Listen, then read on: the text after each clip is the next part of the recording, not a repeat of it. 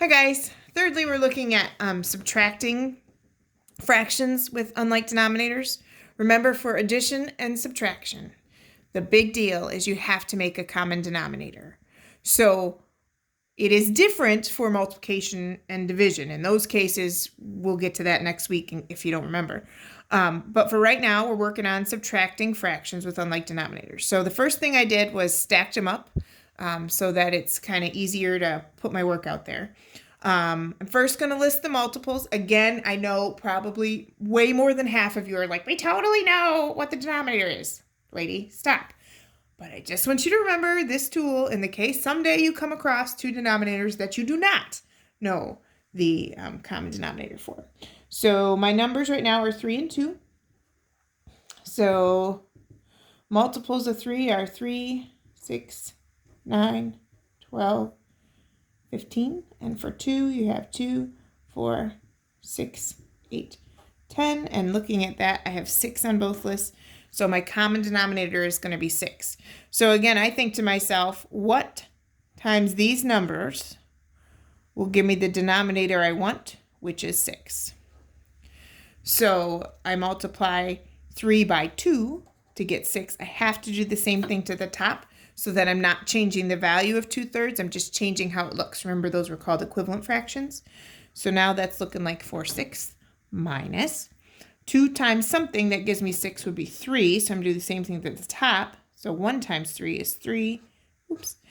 So when we subtract, 4 minus 3 is 1, and the 6 stay as is. And that's it for that one. Any fraction with a numerator of 1 is already in simplest form. You are good to go. All right. Next up, I've got 4/9 minus 1/6. So I'm going to stack them up.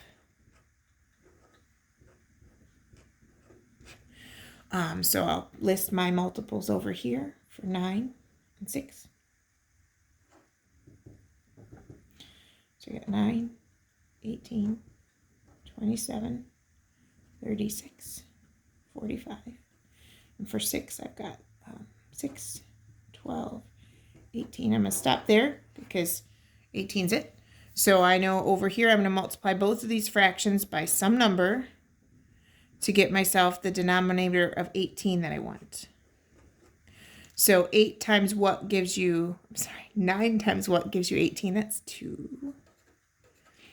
And 4 times 2 is 8. And then 6 times what gives you 13? Well, that's 3.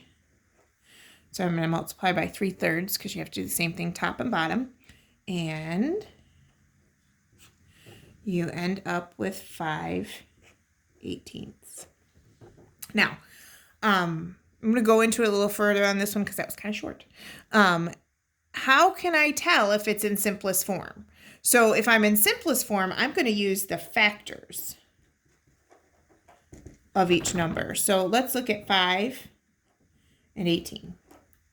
So factors are the numbers you can multiply together to get a product of this number.